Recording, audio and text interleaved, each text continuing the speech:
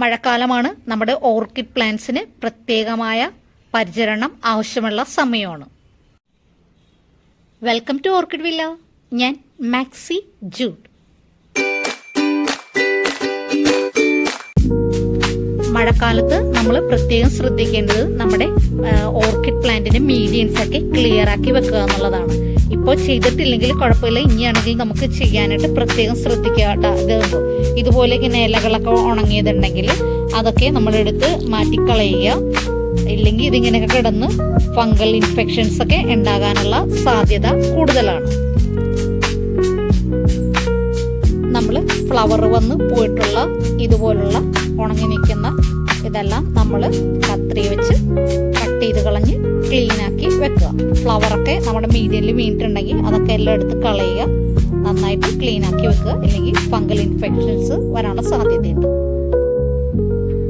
Plant മഴയത്താണ് ഇരിക്കണമെങ്കിൽ ഒന്ന് പ്രത്യേകം ശ്രദ്ധിക്കുക. വെള്ളം കെട്ടി നിൽക്കുന്നുണ്ടോ, വെള്ളം പോകുന്നുണ്ടോ, വാർന്നു പോകുന്നുണ്ടോ എന്നൊക്കെ ഒന്ന് ശ്രദ്ധിക്കുക. ഇല്ലെങ്കിൽ നമ്മുടെ വേര് ചീഞ്ഞു പോകാനുള്ള സാധ്യതയുണ്ട്. ഈ സമയത്ത് നമ്മുടെ പ്ലാന്റ്സിന് ഫംഗിസൈഡ് ഏതാണോ നിങ്ങളുടെ കയ്യിലുള്ളത്, സാഫാണോ, ഏതാണ്, ഞാൻ കഴിഞ്ഞ പ്രാവശ്യം ഒരു വെളുത്തുള്ളി വെള്ളത്തെ കുറിച്ച് ഞാൻ പറഞ്ഞിരുന്നു.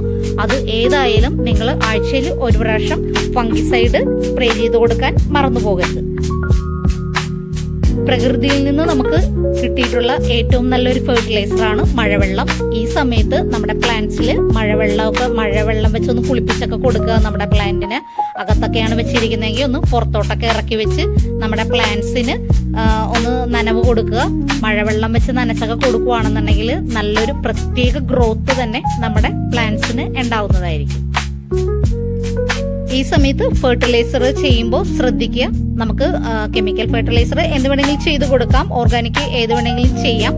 പക്ഷെ അതിന്റെ റേഷ്യോ ഒന്ന് കുറക്കുന്നത് നല്ലതായിരിക്കും. അതായത് നമുക്ക് മഴവെള്ളം, നല്ല ഒരു റിച്ച് ആയിട്ടുള്ള ഒരു ഫെർട്ടിലൈസർ നമുക്ക് പ്രകൃതി തരുമ്പോൾ നമ്മൾ കെമിക്കലോ എന്തെങ്കിലും ആണെങ്കിലും വേറെ വളം ഹെവി ആയിട്ട് ചെയ്യേണ്ട ആവശ്യമില്ല. അപ്പോൾ ആഴ്ചയിൽ 2 പ്രാവശ്യം ആണെങ്കിൽ അത് 1 പ്രാവശ്യം, അല്ലെങ്കിൽ റേഷ്യോ കുറച്ചൊക്കെ ഒന്ന് കൊടുക്കാനായിട്ട് ശ്രമിക്കുക. ഡെൻഡ്രോബിയം മെച്ചോർഡ് പ്ലാന്റ്സ് ഒക്കെ നമുക്ക് പുറത്ത് ഡയറക്റ്റ് മഴ കൊള്ളിക്കത്തക്ക രീതിയിലൊക്കെ വെച്ചു കൊടുക്കാം, കുഴപ്പമൊന്നും ഉണ്ടാവില്ല. പക്ഷെ സീഡ്ലിങ്സും ഇതുപോലെ ചെറിയ പ്ലാന്റ്സ് ഒക്കെ നമ്മൾ ഡയറക്റ്റ് മഴ കൊള്ളിക്കരുത്. അതിനൊരു ചെറിയ ഷെയ്ഡൊക്കെ നമ്മൾ ഗ്രീൻ നെറ്റോ എന്തെങ്കിലുമൊക്കെ ഒരു ഷെയ്ഡ് കെട്ടിക്കൊടുക്കുകയോ എന്തെങ്കിലുമൊക്കെ ഒന്ന് ചെയ്യണേ. എന്തെങ്കിലും സംശയം ഉണ്ടെങ്കിൽ നിങ്ങൾ എന്നെ വിളിച്ചു ചോദിച്ചോളൂ.